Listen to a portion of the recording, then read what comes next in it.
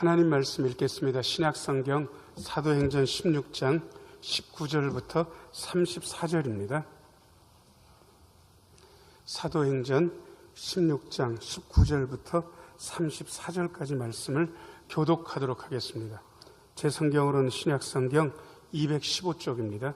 19절부터 34절까지 교독합니다. 여종의 주인들은 자기 수익의 소망이 끊어진 것을 보고 바울과 실라를 붙잡아 장터로 관리들에게 끌어갔다가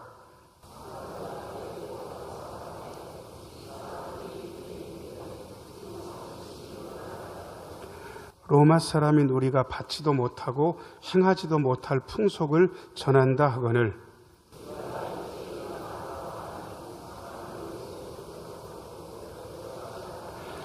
많이 친 후에 옥에 가두고 간수에게 명하여 든든히 지키라 하니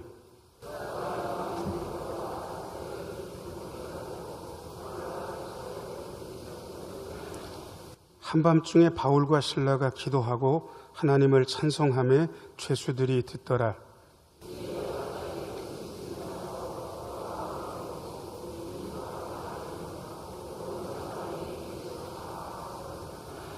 간수가 자다가 깨어 옥문들이 열린 것을 보고 죄수들이 도망한 줄 생각하고 칼을 빼어 자결하려 하거늘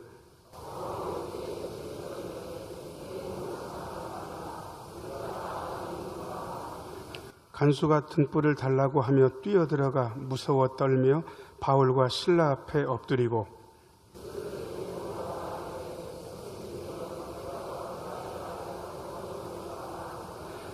이르되 주 예수를 믿으라. 그리하면 너와 내 집이 구원을 받으리라 하고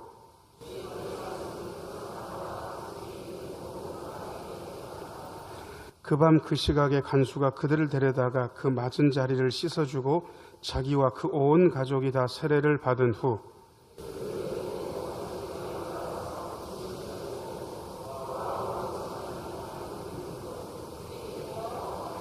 아멘. 잠시 기도하고 하나님 말씀 듣습니다. 은혜로우신 아버지 하나님, 이 시간 주의 말씀이 선포되게 하여 주옵소서.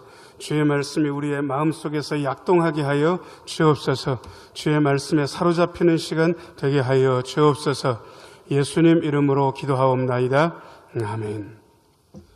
오늘 3부 예배 나오신 모든 분들 하나님의 은혜 가득하기를 축원합니다. 제가 여러 번 말씀드려서 우리 교우들은 귀에 아마 못이 박였을 수도 있습니다. 고난, 위기, 문제는 인생의 선택 과목입니까? 필수 과목입니까? 필수 과목. 제가 하도 여러 번 말씀드려서 아마 다 알고 계실 거예요. 그래서 여러분들이 자식들을 자기 목숨처럼 사랑하고 우리 자식은 순탄하게 삶을 살았으면 좋겠다고 새벽마다 기도하고 눈물 흘리며 기도해도 그 자식의 삶의 고난을 원천적으로 봉쇄할 수 없습니다. 문제가 생기지 않기를 위해서 기도하지만 문제 없는 자녀 없습니다.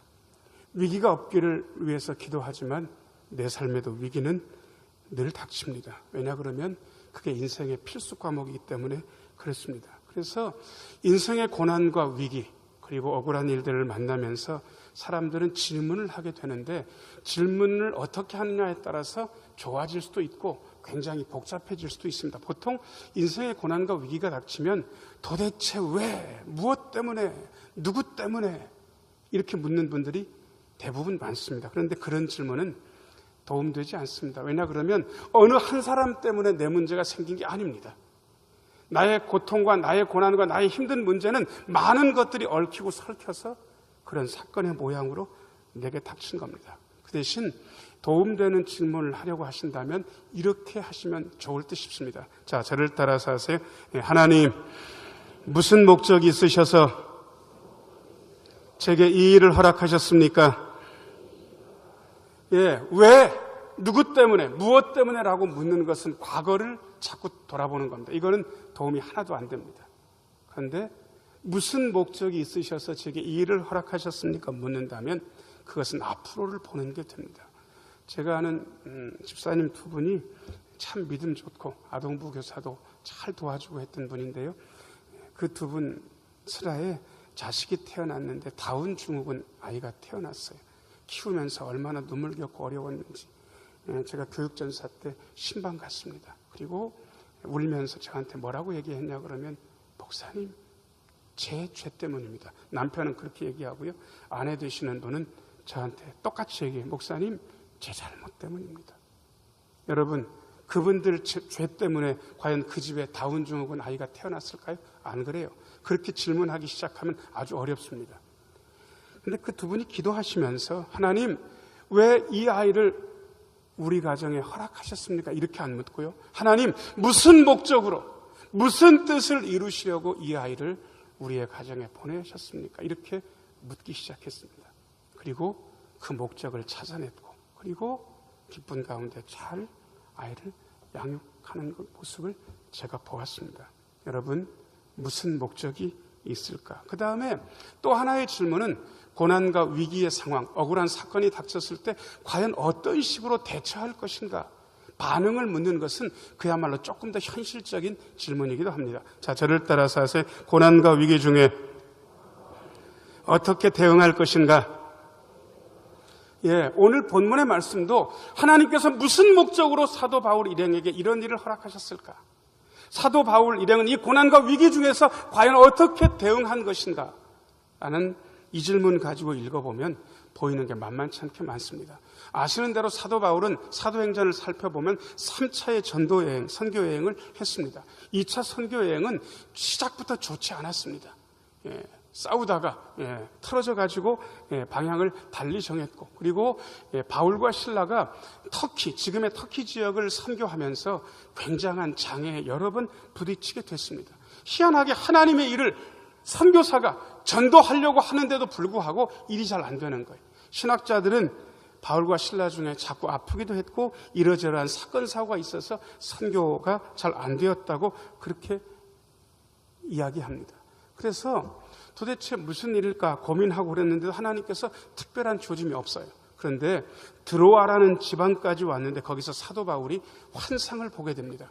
마게도냐 사람 한 사람이 건너와서 우리를 도우라라고 그렇게 손짓하는 것을 보게 됐습니다. 그래서 하나님의 부르심인 줄로 알고요.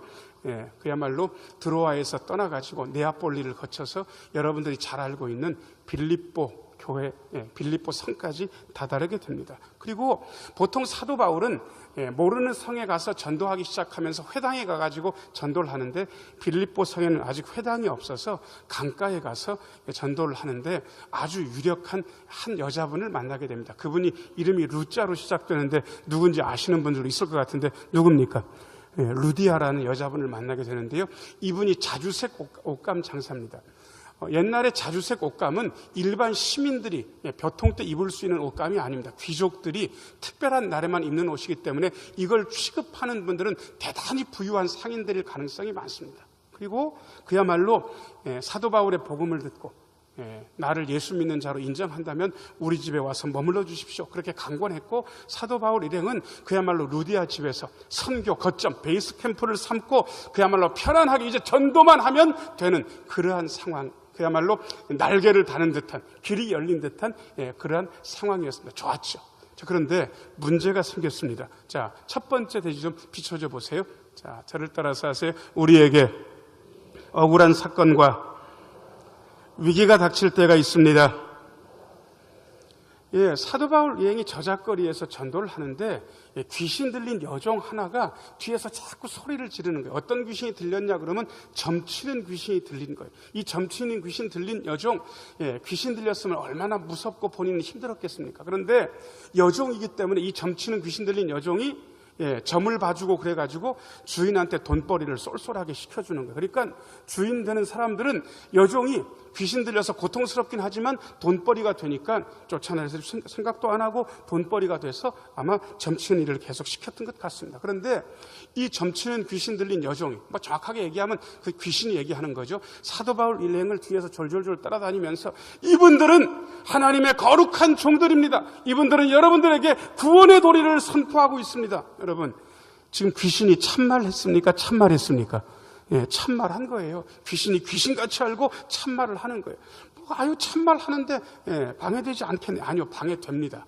왜냐 그러면 우리 교회는 관광지에 있기 때문에 관광객 여러분들이 가끔 오시잖아요. 그러면 관광객 여러분들은 이게 자기 신들이 보통 때 섬기던 교회가 아니기 때문에 남의 교회잖아요. 자, 그러니까 조금 쭈삣거리고, 그리고 사실은 행동도 좀 조심스럽습니다. 담임 목사가 설교를 은혜롭게 해도요, 눈치를 봐가면서 이 대목에서 이 교인들은 아멘을 안 하네 그러면 살짝 하든지, 아니면 안 하든지, 눈치를 봐가면서 행동하는데 가끔 보면 특이한 분들이 있는 거예요. 어떤 분들이 있었냐 그러면요, 제가 이렇게 설교를 하는데 그야말로 말이 끝날 때마다 목소리를 긁어가면서 아멘, 들으라 한 듯이, 그런 분들이 가끔 있었습니다. 여러분, 그러면 제가 설교를 더 탄력받아서 잘하는 게 아니고 대단히 신경 쓰입니다. 그잖아요? 딱 마찬가지인 거예요. 사도 바울이 전도를 하려면 뒤에서 이분들은 하나님의 거룩한 종들입니다, 여러분들에게 구원의 도리를 선포하고 있습니다, 계속 얘기하니까 거슬리는 거예요. 사역도 잘 안 돼. 그러니까 여러 날 버티다가 견디다 못해서 바울이 예수님의 이름으로 귀신을 쫓아내버렸어요. 사도 바울이 잘했습니까? 잘했습니까? 잘했죠. 뭐 나쁜 거 한 게 뭐가 있습니까? 귀신 쫓아내줬으니까. 근데 문제가 생긴 게, 점치는 귀신 들려가지고 주인들을 점쳐가지고 돈을 벌게 해주던 여종이 귀신이 나갔으니까 그 다음부터 점을 칩니까? 못 칩니까? 못 치는 거예요. 돈벌이가 안 되는 거예요. 그러니까 이 주인들이 세상에 사도 바울 일행을 고발하는 거예요. 뭐라고 고소했냐 그러면, 이 사람들이 우리의 성을 요란하게 하고, 우리가 로마인인데 로마인들이 행하지 못할 헛된 풍속, 못된 풍속을 전파한다고 고발을 하니까, 동네 사람들이 고발하니까 사도 바울은 외지인이잖아요. 그러니까 그 동네 관리가 와가지고 별로 알아보지도 않고 사도 바울 일행을 잡아가가지고 어떻게 했는가, 23절 24절 읽어보겠습니다. 23절 24절 화면 보면서 같이 한번 읽겠습니다. 시작. 많이 친 후에 옥에 가두고 간수에게 명하여 든든히 지키라 하니, 그가 이러한 명령을 받아 그들을 깊은 옥에 가두고 그 발을 착고에 든든히 채웠더니. 23절 좀 비춰줘 보세요. 조금 맞았습니까? 많이 맞았습니까? 여러분, 학교에서 선생님한테 손바닥 맞는 것으로 착각하시면 안 돼요. 그야말로 채찍질 당한 거예요. 기록에 따르면 보통 사람은 이 채찍질을 3번 당하면 혼절합니다. 10번 정도 당하면 그 다음부터는 거의 활동을 못할 정도로 아주 가혹한 매질입니다. 근데 많이 맞았어요. 그리고 24절에 보면 깊은 옥에 갇혔고요, 발에는 착고가 채워져 있는 거예요. 여러분, 하나님의 감동을 따라서 빌립보까지 와가지고 하나님의 선교 사역을 지금 사도 바울 일행이 감당하고 있는데, 돌아온 것은 그야말로 억울한 사건인 거예요. 매질 당한 거예요. 선교 사역에 위기가 닥친 거예요. 많은 분들이 착각하는 게 한 가지가 있습니다. 내가 하나님의 사역을 하나님의 방법대로 열심히 하면 나의 삶에는 고난이 없을 거라는 착각. 내가 하나님의 감동으로 주님의 말씀에 순종하면서 살면 내 삶에 위기가 닥치지 않을 것이라는 착각. 이게 착각입니다.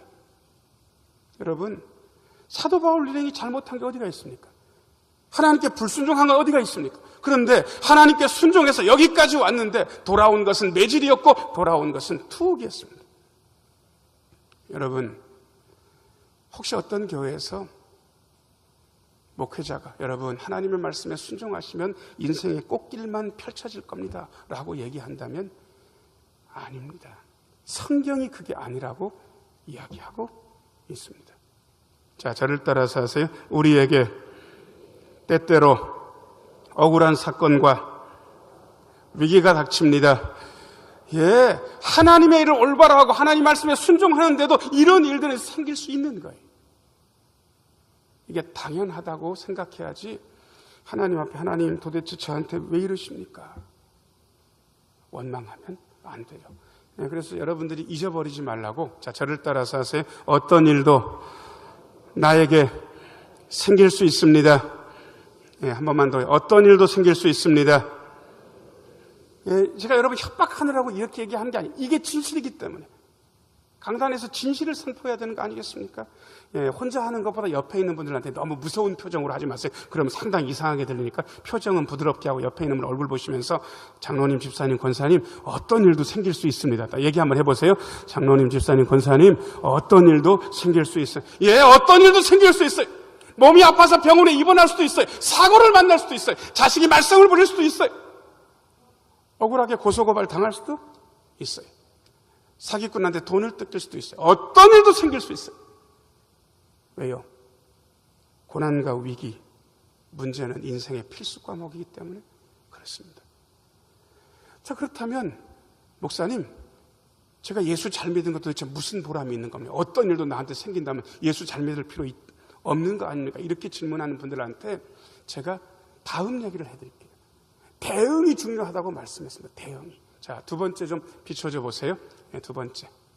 자, 저를 따라서 하세요. 어려운 사건이 닥쳤을 때, 인생의 위기가 닥쳤을 때 우리는 기도하고 찬양합니다. 예, 25절 읽겠습니다. 25절 같이 읽겠습니다. 시작. 한밤중에 바울과 실라가 기도하고 하나님을 찬송하며 죄수들이 듣더라. 아멘. 우리는 보통 예수 믿어서 기도를 하니까 기도에 대해서는 별반 신경을 안 쓰는 분들이 있습니다. 그런데 제가 얼마 전에 어떤 권사님한테 부탁을 받았는데 저한테 뭐라고 얘기하시냐 그러면, 목사님, 저를 위해서 기도해 주세요. 요즘 제가 기도가 잘 안 돼요.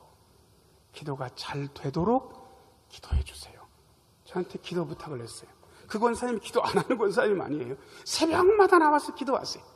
저녁 8시에 어김없이 나와서 기도하는 분이. 그런데 그런 권사님이 저한테 기도가 잘 안 되니까 기도가 되게 해달라고.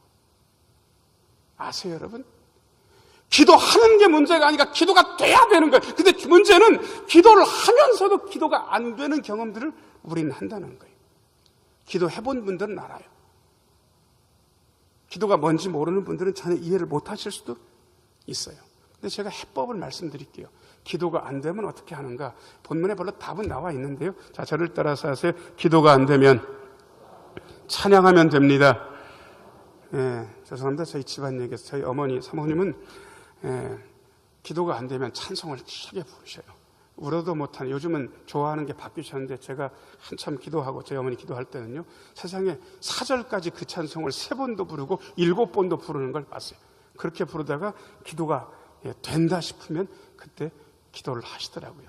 이게 전문 용어긴 한데, 자, 저를 따라서 하세요. 찬양하면 기도 줄이 잡히고 기도의 문이 열립니다. 예, 이게 전문 용어. 예, 그래서 아는 사람만 아는 전문 용어예요. 기도의 줄이 잡힌다, 기도의 문이 열린다. 보통 때 사도 바울과 실라가 기도하는 분이었던 거예요. 25절 다시 한번 비춰줘 보세요. 25절. 예, 기도한 시간이 한낮입니까? 한밤중입니까? 왜 한밤중인지 아세요? 낮에 분명히 전도하다가 갇혔을 건데 오지게 맞아가지고 혼절에 있었던 거예요. 밤중에 깨난 거예요. 여러분, 보통 전도하고 선교하다가 이렇게 많이 매질당하고 투옥됐으면 정상적인 반응, 상식적인 반응은 이런 거예요. 하나님, 도대체 저한테 왜 이러십니까? 하나님의 감동대로 여기까지 와가지고 좋은 선교 후원자 만났는데 왜 제 선교 사역에 방해를 놓으시는 겁니까? 하나님, 여기서 이러시면 안 됩니다. 원망하고 불평하고 하나님 앞에서 탄식하고 낙담하고, 이게 반응이잖아요. 아니, 보통의 반응 아닙니까? 여러분, 우리의 반응은 어떻습니까? 제대로 된 길 걷고 있는데 하나님께서 어려운 일 주시면 우리가 보통 하는 게, 하나님 왜 저한테 이러십니까? 보통 이러는 거 아니에요? 원망하고 불평하고 낙담하는 게 정상적인 반응 아니냐고요. 저한테 가끔 교인분들이 와가지고요, 어려운 얘기해요. 그럼 초반에 어떻게 얘기하나? 목사님, 하나님이 저한테 이러시면 안 되는 겁니다. 도대체 하나님이 왜 저한테 이러시는지 모르겠습니다. 원망, 불평, 낙심하는 거 제가 많이 봤습니다. 근데 제가 그분들한테 왜 원망하고 왜 불평하고 왜 낙심하냐고 한 번도 뭐라고 해본 적이 없어요. 왜? 정상적인 반응이니까. 상식적인 반응이잖아요. 여러분 뭐 크게 다를 것 같습니까? 믿음 있는 얼굴로 알고 앉아있으니까 나한테 어려운 일, 힘든 일 닥쳤을 때 여러분 당연히 기도하고 찬양할 수 있을 것 같습니까? 안 그래요. 사람은 다 거기서 거기에요. 근데 기가 막힌 건 사도 바울은 원망과 불평이 없어요. 낙심도 없어요. 원망하고 불평하는 게 정상적인 반응이고 상식적인 반응인데, 이 상식적인 반응에는 어떤 역사도 없고 어떤 감동도 없습니다. 어떤 유익한 일도 없는 거예요. 원망하고 불평하는 게 죄악은 아니에요. 그런 상황이라면. 그럼에도 불구하고 원망하고 불평하고 낙심한다면 그것은 도움되지 않습니다. 어떻게 해야 도움되냐고요? 자, 저를 따라서 하세요. 우리는 기도하고 찬양합니다. 예, 너무 어려운 일 닥치면 기도가 안 될 거예요. 찬양하세요. 또 찬양하세요, 울면서. 그리고 기도가 되기 시작하면 기도하면 됩니다. 그러면 기도줄도 잡히고 기도문도 열리는 거예요. 자, 이렇게 그야말로 비상식적인 반응을 바울과 실라가 보였는데, 예, 세 번째 하나님께서 하시는 일들이 드러나게 됩니다. 자, 같이 한번 읽어보겠습니다. 시작. 오묘한 구원 역사가 있습니다. 자, 저를 따라서 하세요. 오묘한 구원 역사가 있습니다. 예, 제가 한 번 더 할 테니까 저를 잘 따라서 하셔야 돼요. 자, 오묘한 구원 역사가 있습니다. 예, 묘한 건 묘하게 좀 읽어줘야 돼. 묘자란 단어. 앞에 오자는 검다, 깊다, 뭐 그런 뜻이 담겨 있거든요. 그러니까 오묘하다는 말을 너무 쓱 하고 지나가면 깊은 것도, 묘한 것도 하나도 안 드러나요. 그래서 오묘한 구원 역사가 있습니다. 살짝 강조해가지고. 자, 시작. 오묘한 구원 역사가 있습니다. 예, 옆에 있는 분들한테 기도하고 찬양하면 오묘한 구원 역사가 있다고 얘기 한번 해보세요. 자, 시작. 기도하고 찬양하면 오묘한 구원 역사가 있습니다. 예, 설명이 안 되는 역사. 오묘한 구원 역사. 신비로우신 하나님의 역사. 말로 설명할 수 없는 하나님의 역사. 아, 세상에 사도 바울 일행이 기도하고 찬양하는데 갑자기 지진이 일어난 거예요. 지진이 일어나가지고 세상에 옥터가 흔들리고 옥문이 열리고 발에 채웠던 착고가 다 풀리는 거예요. 아, 뭐 지진이야 일어날 수 있지. 우연히 그 시간에 일어나는 거죠. 아니요. 그렇게 얘기하시면 안 돼요. 왜 하필 이때? 왜 하필 거기에서? 여러분, 우연이라고 생각돼서 저는 그렇게 보지 않습니다. 여러분들에게 어떤 사건이 일어났으면 왜 하필 지금이냐고, 왜 하필 이곳이냐고 한번 물어보기 시작하세요. 그게 우연처럼 보이는지. 왜 하필 바울과 실라가 기도할 때, 왜 하필 바울과 실라가 기도할 때 빌립보 감옥 안에서 지진이 일어나냐고요. 우연이요? 우연 아닙니다. 자, 저를 따라서 하세요. 우리 하나님은 우연을 섭리하십니다. 예, 안 믿는 사람들은 우연이라 그래요. 근데 믿는 사람들은 우연이란 말을 못 써요. 분명히 누가 움직이고 계셨거든요. 자, 옥터가 흔들리고 옥문 열리고, 예, 착고는 풀리고 간수가 자다가 그야말로 봉변당한 거예요. 예, 옥문 다 열렸지. 착고는 풀린 것 봤지. 야, 죄수들은 다 도망했겠다 싶어가지고 칼을 빼들고 자살하려고 하는 거예요.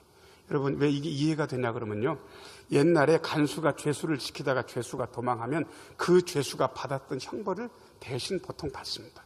그리고 그 형벌 받는 것만 무서운 게 아니라 취조를 당하는데, 여러분, 요즘이야 그야말로 밝은 세상이기 때문에 고문 이런 게 없어졌잖아요. 그런데 이때는요, 그야말로 참혹한 고문과 취조를 당하는데 보통 사람은 못 견디는 거예요. 죽는 게 낫다 그래가지고 칼을 빼들고 죽으려고 하는데 세상에 저쪽 감옥 안쪽에 소리가 들리는 거예요. 스스로 해치지 마시오. 우리가 다 여기 있어. 세상에, 바울과 실라가 도망한 건 이해가 되는데 거기 죄수들도 여럿 있었는데 그 사람들조차도 도망을 안 간 거예요. 왠지 아세요? 이게 보통 일이 아니었거든요. 그리고 그 전에 바울과 실라가 기도하고 찬양할 때 죄수들이 시끄러! 한밤중에 무슨 기도 소리야. 그렇게 얘기 안 하고요. 죄수들이 들었대요. 은혜가 임하는 거예요. 그러니까 다 있는 거예요. 여러분, 이 상황을 보고 나니까요, 간수의 마음에, 야, 이분들 보통 분들 아니다.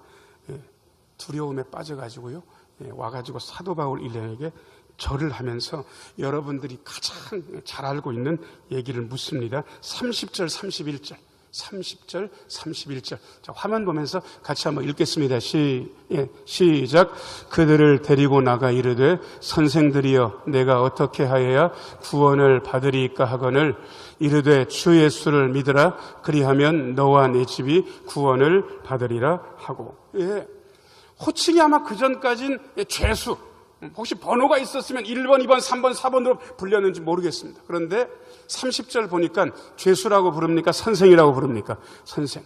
어떻게 해야 구원받을 수 있습니까? 라고 질문하니까 여러분들이 아마 이 구절은 거의 외우시지 않겠습니까? 자, 저를 따라서 하세요. 주 예수를 믿으라. 그리하면 너와 내 집이 구원을 받으리라. 한 번만 더 하겠습니다. 주 예수를 믿으라. 그리하면 너와 내 집이 구원을 받으리라. 이렇게 얘기한 거예요. 그리고 사도 바울 일행을 모셔다가 하나님의 복음을 들었어요. 그리고요, 세상에 그 밤에 세례를 받고 그 밤에 구원받은 기쁨이 가득했다고 나와 있는데 33절, 34절, 33절, 34절 화면 보면서 같이 한번 읽겠습니다. 시작. 그 밤 그 시각에 간수가 그들을 데려다가 그 맞은 자리를 씻어주고 자기와 그 온 가족이 다 세례를 받은 후 그들을 데리고 자기 집에 올라가서 음식을 차려주고 그와 온 집안이 하나님을 믿음으로 크게 기뻐하니라. 아멘. 자, 이 대목에서 끊고 제가 여러분한테 질문하고 싶습니다. 하나님께서 무슨 목적으로 사도 바울이 2차 선교 여행 당시에 소아시아 터키에서 선교하는 걸 막으시고 여기까지 보내셨습니까? 무슨 목적으로? 하나님께서 무슨 목적으로 빌립보 교회 겨우 이제 생겼고 좋은 선교 후원자 만나가지고 그야말로 선교의 날개를 달고 선교하려는 이 시점에 사도 바울이 억울한 누명을 쓰고 매질당하고 감옥에 갇히게 하셨습니까? 무슨 목적으로? 무슨 목적으로요? 33절, 33절 보니까 누구네 집 구원하려고, 간수네 집 구원하려고. 여러분, 선교를 선교사가 주도하는 게 아니에요. 목회를 목사가 주도하는 게 아니에요. 하나님께서 큰 그림을 그리시고 하나님께서 하고 계셔요. 그래서 선교사님들은 하나님의 선교라는 말, 목회자들은 하나님의 목회라는 말을 분명하게 알고 있습니다. 자, 저를 따라서 하세요. 하나님께서 주도적으로 선교하십니다.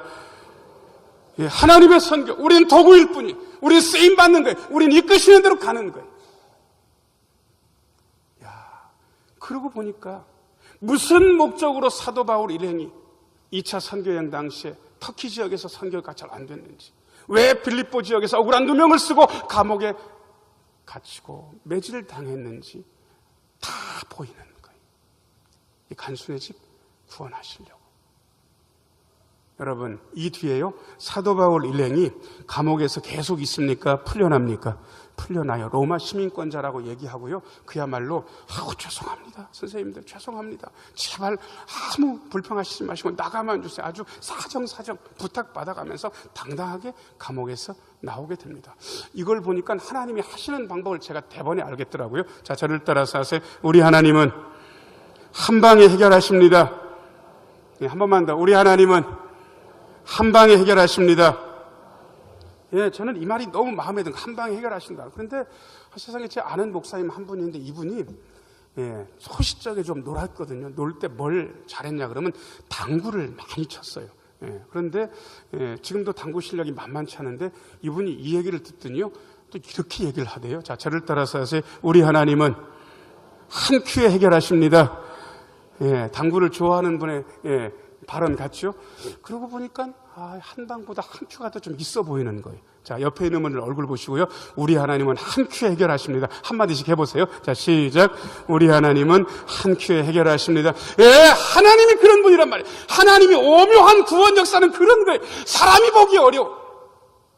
사람이 보기에 힘들고 오래 걸릴 것 같아요. 그런데 오묘한 하나님의 구원 역사는 안 그렇습니다.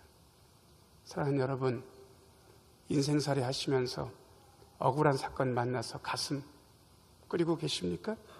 힘든 위기의 순간들을 지금 보내고 계십니까? 힘든 고난의 시기를 지금 보내고 계십니까? 불평하고 원망하고 낙담하는 게 죄는 아닐 겁니다. 그런 상황이라면. 하지만 그게 도움되지 않습니다. 그런 상식적인 반응, 정상적인 반응 가지고 어떤 구원 역사도, 어떤 감동도 체험할 수 없습니다. 기도하고 찬양해야 됩니다. 기도하고 찬양하면 오묘하신 하나님의 구원 역사, 한 큐에 해결하시는 하나님의 구원 역사를 경험하게 되십니다. 자, 저를 따라서 하세요. 억울한 사건과 위기를 만났을 때 우리는 기도하고 찬양합니다. 오묘하신 하나님의 구원 역사를 반드시 보게 됩니다. 사랑하는 여러분, 억울한 일, 힘든 일, 괴로운 일, 우리의 반응이 어때야 한다고요? 기도하고 찬양하면 오묘하신 하나님의 구원 역사, 한 방에 한 큐에 해결하시는 하나님의 오묘하신 구원 역사가 경험됩니다. 이러한 은혜가 그야말로 간증거리처럼 여러분들의 삶에 이어지기를 예수님의 이름으로 축원합니다.